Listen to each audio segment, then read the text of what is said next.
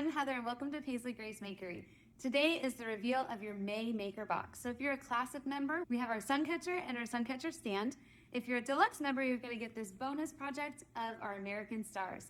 I thought this was going to be great for celebrating the 250th anniversary of America, plus it's timeless and seasonal.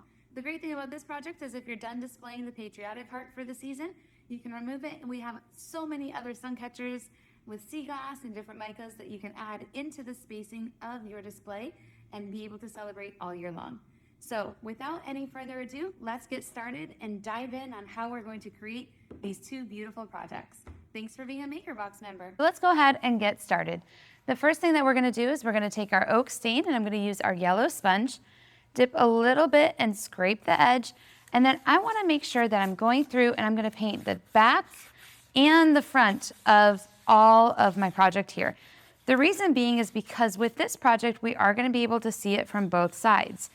So when you're using a stain, I kind of think of a Karate Kid moment where I'm waxing on and then waxing off.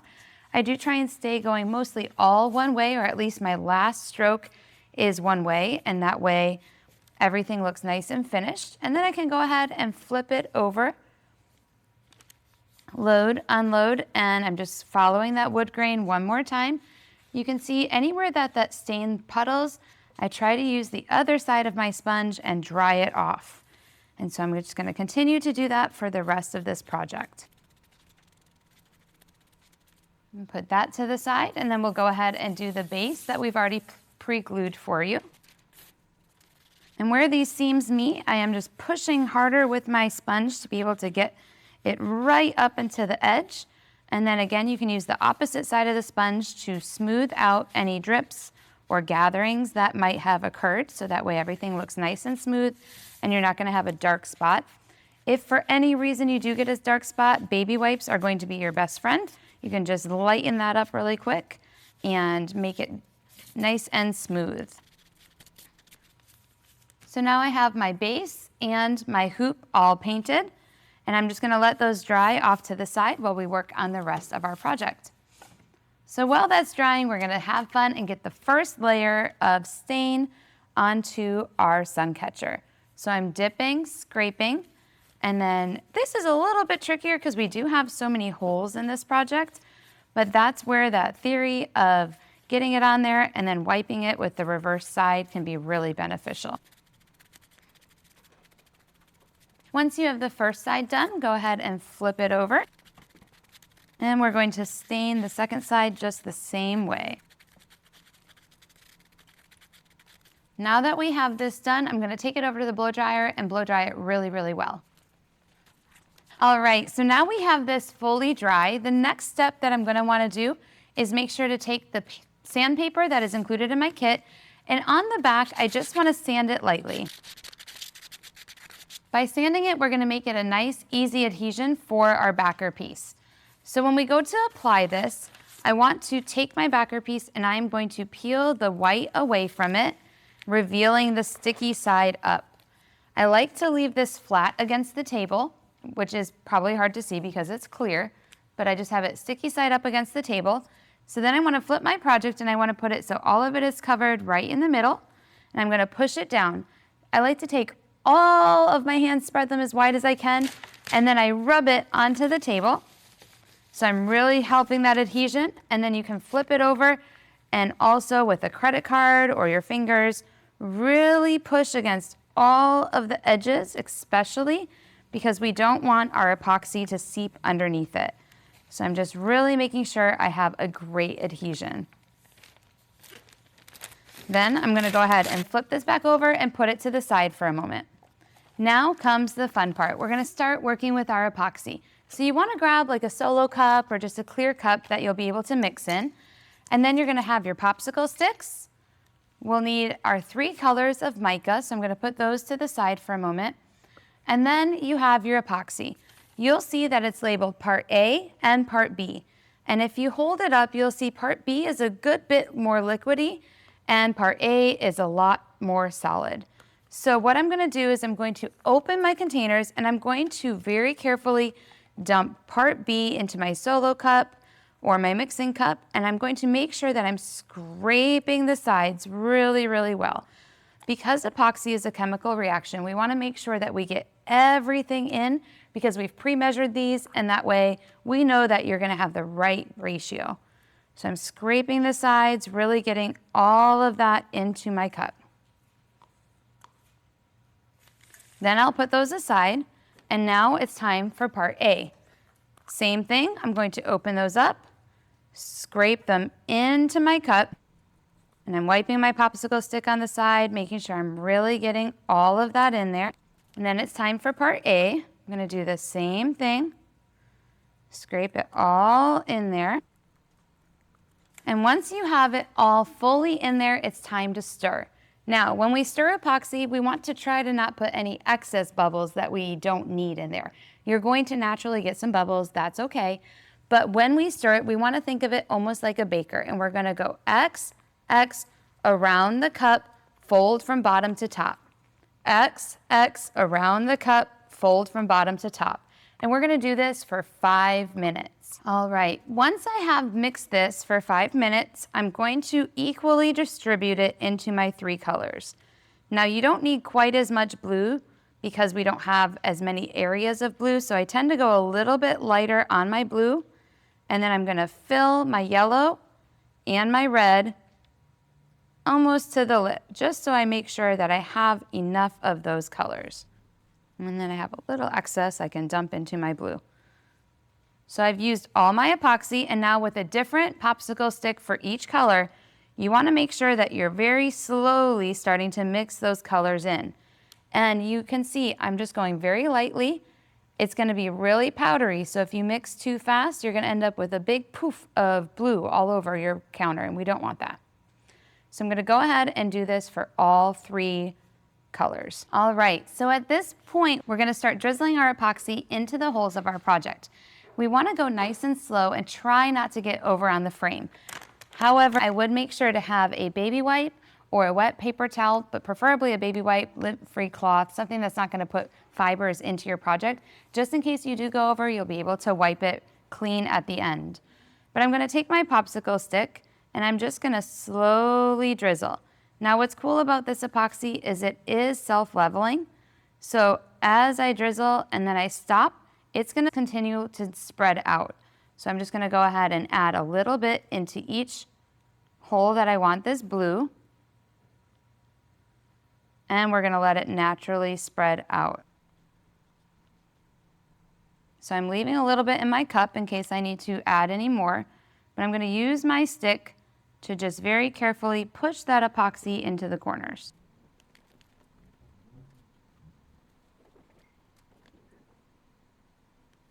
Now anywhere that I went over on this, I'm just going to use my pointer finger and fill that wipe and then just wipe the edges. Now I'll go ahead and grab my red and do the same thing for all of my red spots. I'm going to start with the red up at the top. And I don't want to overfill. I want it to kind of just fill a little bit and then let gravity do its work. You can see I got a little bit of a drip in here. I'm not going to let that panic me. I'm going to hold down my frame, use my wipe, and just lightly wipe it free, making sure not to get too much liquid in there because I don't want it to not stick to the adhesive. So I'm going to go ahead and add a little bit more epoxy to this middle hole, and I'll add a little bit to the top. And then just like we did the blue, I'm going to use my popsicle stick to spread it out. The biggest tip I can give here is just go slow. Don't panic because then you're going to end up stuck to your side project here. If you get something somewhere, just very calmly wipe it off. And a little bit of epoxy goes a really long way. If you're adding too much, you're going to overfill these caverns, and then it's harder to not make it merge on the top. So you can see it's already starting to level. I don't have to feel like I have to fill it right to the top. A little bit of recess is okay. This is not a deep pour epoxy, so we want to keep it kind of surface level. And the thinner you go, you'll be able to see through it a little bit more in the sunlight. All right, now that I have those, I'm just checking for anywhere that I might have spilled over on my frame. I got a little bit of a touch here, so I'm just going to dry that off. And now I'm going to grab this really pretty white, and do the same thing in all of my little caverns here. So a little bit of a touch and then picking it up. Oh, I dribbled a good bit there. That's okay. We're going to be able to touch that up. So every time I pour, I'm just wiping the edge of my cup before I pick it up so I can try and reduce some of those drips onto my frame. I love the sparkle in this white.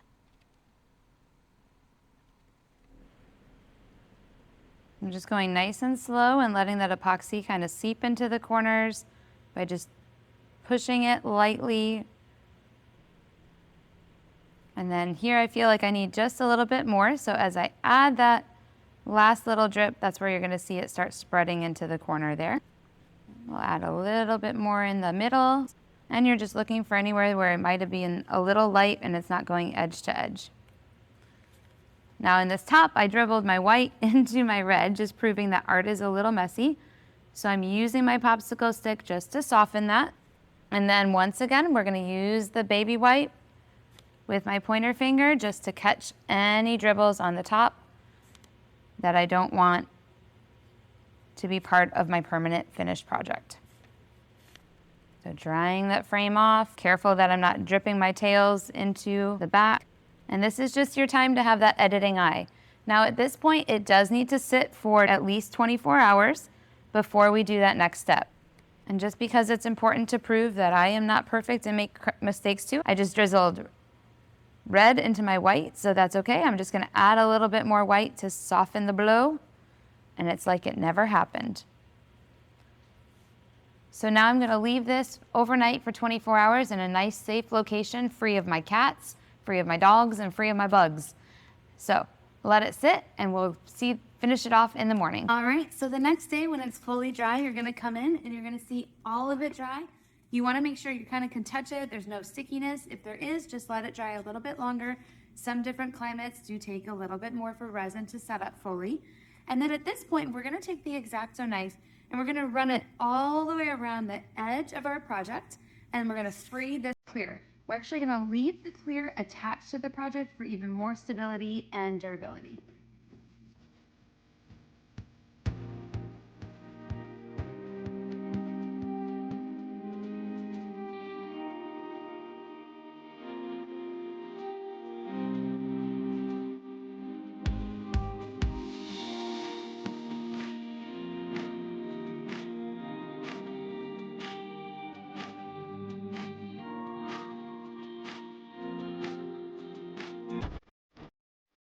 All right, then you're gonna take your two pieces of your top and your base and you are gonna shove it into the bottom.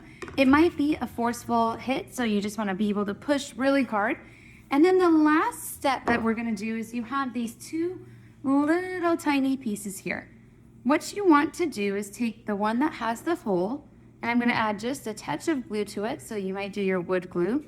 I'm gonna put it so the hole is closest to the top. So it's right in between those two hooks, and it's gonna look like this, okay?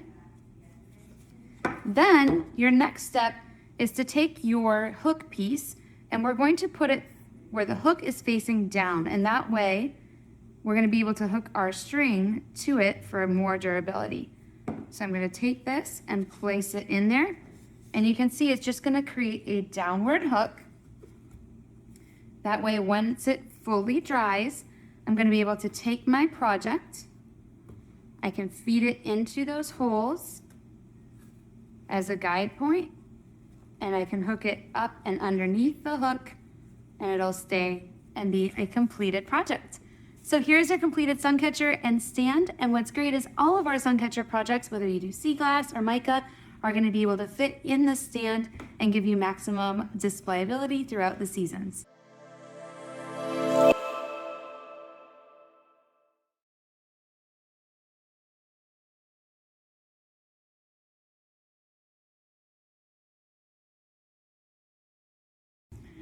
All right, just as a little prep, before we start gluing these, you're gonna wanna take your little squares, and in one stack, we'll take 4 of them and glue them all together. This is gonna be the spacer for one of your stars. In the next one, you're just gonna take the remaining 2 and glue those together. Let those sit and put them to the side while you paint the rest of your project, because this is going to help us make our stars stand up. All right, let's get started on this project. So the first thing I want you to do is go ahead and take your yellow sponge that you have in your kit and just cut it into 4 little pieces here. That way we have a smaller area to work with. And then we have our 3 white sponges, we have a touch-up brush, some twine, and we have some painter's tape that I got from home. So make sure you do have some painter's tape. It's gonna help you out with all of our projects. So the first thing that I'm going to do, because I despise chasing little pieces around, especially when they are laser cut pieces, is I will take my painter's tape and I'm gonna roll out a good little chunk here. And then I'm just rolling the edges and placing it on the table sticky side up. What this is going to allow me to do is take all of my pieces and stack them by the colors that I want them to be. So I'm moving all of my stars up here, moving my stars and stripes. I'm going to paint my America white, and I am also going to paint my banner white, so I'll put that over there. And then I'm left with all of my middle pieces here. Go ahead and put those aside, my blocks aside. They're going to be my spacer. And I'm going to grab just the top 3 pieces and put my solid stars away. So the first thing that I need to do is I will stain the outside of my stars. I'm going to choose the oak stain, so I dip, scrape, make sure I don't have a whole lot of paint on my brush or sponge, and I'm just going to go around the whole outer edge of the star. I only need to paint one side of this because it is going to glue to the backer star. So after I put my initial stain down, I come back with the other side of my sponge and I'm just drying up any excess, and that's going to help me have a nice neat project. Now I got it in the corner a little bit, so I'm just pushing my sponge in there to dry it out and then smoothing it out again. Now I'll do the exact same thing on the other 2 stars.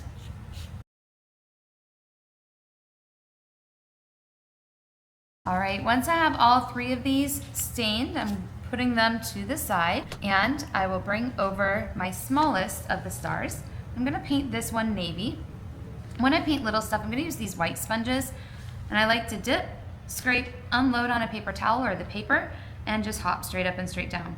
You can use the smaller yellow sponges as well. Sometimes to me, they leave a little bit more texture than I want, so I like to do the white ones, but it's really a personal preference. If you want to do the yellow one, just go ahead and do that same swipe motion that we did with the stain.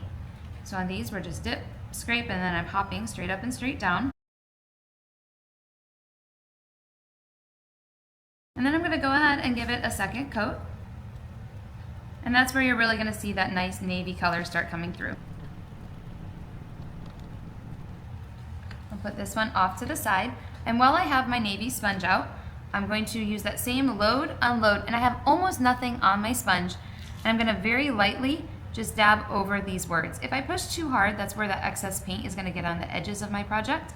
And if you don't like to have the time-taking problem of painting your edges, or the overage stresses you out, then you'll want to just stay nice and light on these. And I'm choosing to leave this a little bit rustic, so I'm only doing one light coat because I want it to look a little bit of aged and vintage. So now I'm going to put my navy paint to the side, and I will grab my big star here, and I'm going to want to do my stripes. So the first thing that I need to do is get a nice solid white coat on here. Because it's a little bit bigger project, I'll go ahead and use this yellow sponge, although you could easily use the white one as well. And I'm just going to mash side to side. And you can see the first layer of white always goes on a lot more like a stain. But as I start to dry it in between layers, then it's going to take up a lot more pigment for the second layer, because you need to remember that wet paint will stick to dried paint better than it will the board.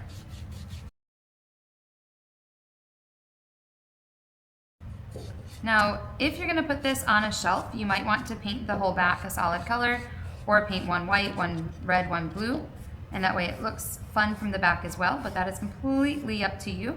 It obviously will take a little bit more time, but if you have some time to kill, it will let it be a two-sided project in some ways. So now that I have that really nice and white, I'm going to put it ahead to the side and let that air dry. I could certainly blow dry it as well, but just because I still have some things to work on, I'm gonna come over here and get this one nice and red. Now this bright red loves to separate, so if it does, just go ahead and mix it up with your sponge or a paintbrush, and it'll really start grabbing and giving you a lot darker color again. And now I'm gonna go ahead and blow dry all 3 of these stars. Now that they're blow dried, I'm gonna clean off my hands because I do have some red on there and I don't wanna get it on my white. But you can see here, you can barely see those score marks, which are gonna help you create straight lines. And if you are not somebody who likes to trace straight lines, that's totally okay. Grab your painter's tape and just go ahead and line it up with that line that's already created and push down really good.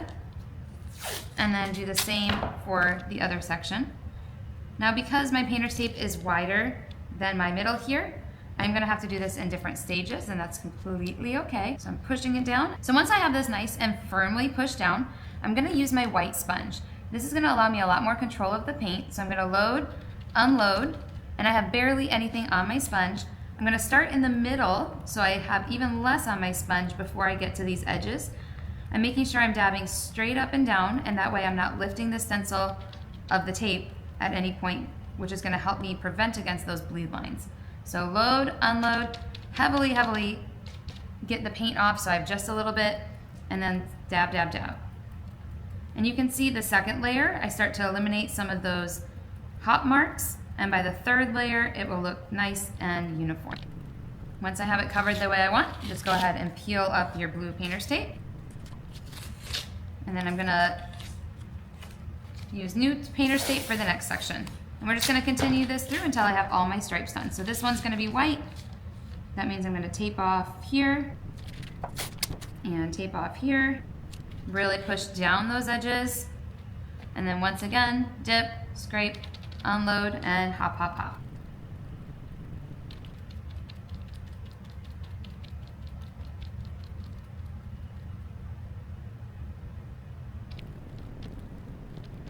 Peel this up and peel this one up. All right, now anywhere that you feel like you want to add a little bit more, as long as it's not right at that edge line, you can just come in and dab another layer. But I'm gonna let this fully dry off to the side. Now, one of the things that I love about painting is to add a little bit of texture, and in this case, with the 250th being here, I wanna make it add a little bit of aged or rusticness. So I'm actually gonna use my oak stain and my dry brush. I'm gonna heavily unload, and then I'm just gonna come through and tickle the edges a little bit. And I'm gonna add a little bit more. And this is one of those, you kind of barely see it, and that's okay. If you get a little heavier than you mean to, just grab a paper towel, and I'm just kind of softening my distressing marks as I go. So you can see it just adds a little bit of rustic and weatheredness to that look. I'm gonna go ahead and do the same thing on my blue, and then I wanna soften it with that paper towel again. And this is a really subtle nuance. You don't see it a whole lot, but it just gives it a little bit more feeling of texture. I'm still waiting on that stripe one to dry, so while I wait, I will grab one more white sponge. I'm going to dip in my white paint, unload, and then just like I did with that 1776, I'm really gonna keep my touch nice and light, because for these especially, I'm gonna let the wood help me be my distressor. So I don't want a nice solid, because I like seeing some of this texture and the grain of the wood that's gonna make it look like an aged or vintage scroll. So I'm just lightly dabbing, barely any, and that way I can do the same thing over these stars and stripes. If I add too much paint here, it's gonna cover up the engrave. So you can see I already kind of filled that in a little bit more than I was intending. That's okay if that happens. If you get something in there and you don't like it, just grab a little tweezers and you can kind of pull it back out. Or another tactic is to grab a baby wipe and you can soften it that way as well.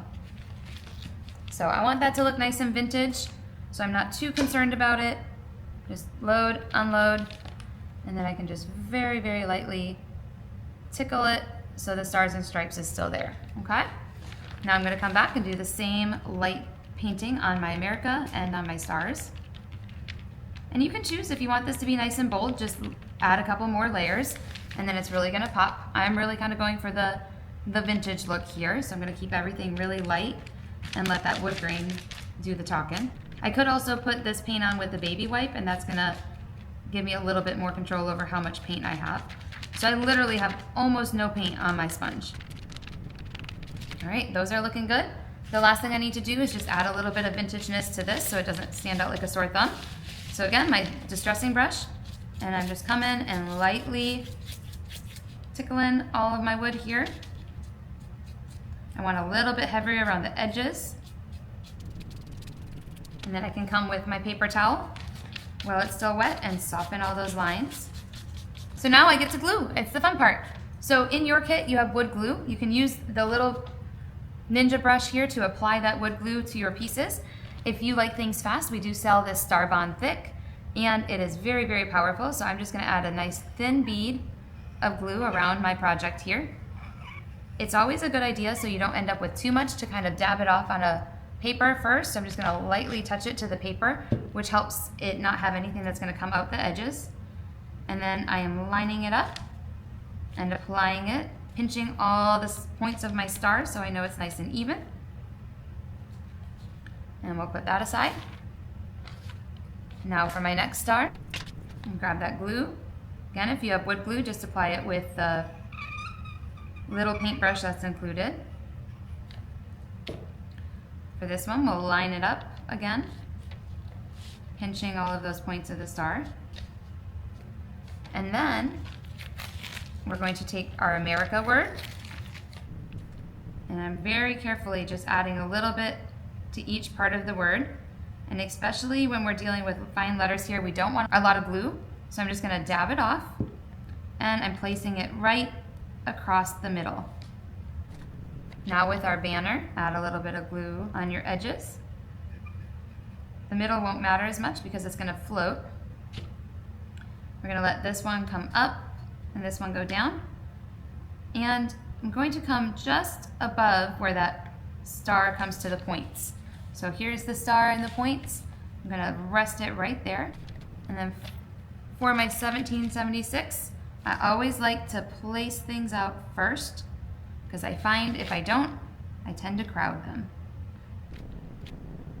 So I am using the point of the star as my middle. I'm going to put the 7s on either side of that, and then the 1s and 6 can go spaced evenly there.